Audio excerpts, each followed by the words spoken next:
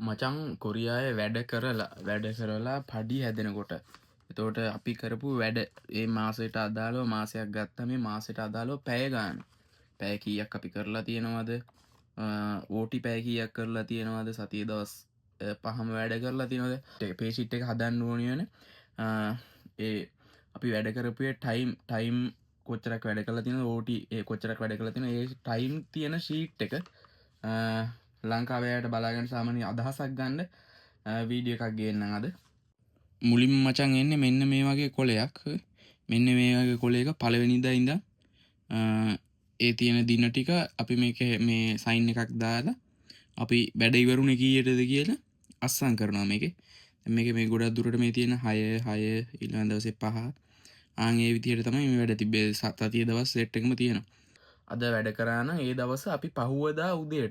උදේට අපිට පොඩි මීටින් ඇතින විනාඩි 5ක් 10ක වගේ වැඩ පටන් ගන්න 8ට එතකොට 7:50ට 7:55ට විතර පොඩි මීටින් ඇතින ඒ මීටින් එකට අපිට මේ කොලේ ගෙනල්ලා දෙනවා එතකොට අපි මේකේ අපි ඊට කලින් දවසේ වැඩ කරපු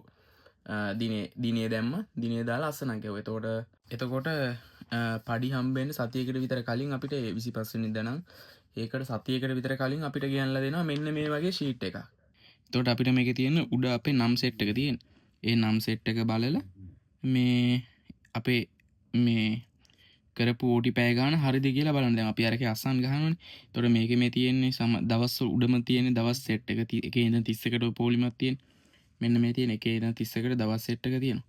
ඊට පස්සේ එතනින් පල්ලයට අපිට ඒ මෙතන තියෙන ඕටි විතරයි දැන් අපි දවස් 5 වැඩ කරනකොට 8 කියන්නේ සාමාන්‍ය වැඩ කරන පැය ටිකනේ ඊට අමතරව වැඩියෙන් කරලා තියෙනවා තමයි මේකට දාන්නේ එතකොට මේකේ මේ දවසක් තියෙන මේ තුන්වෙනි දවස් අපි කවුරුත් වැඩ කරලා නැහැ ඊට පස්සේ අනිත් දවස්වල නම් වැඩ කරලා තියෙනවා 24 වෙනිදාත් වැඩ කරලා නැහැ. ඒ කියන්නේ වැඩ කරපු නැති දවස්වල තමයි මේ ඕටි වැඩ කරපු නැති දවස්වල තමයි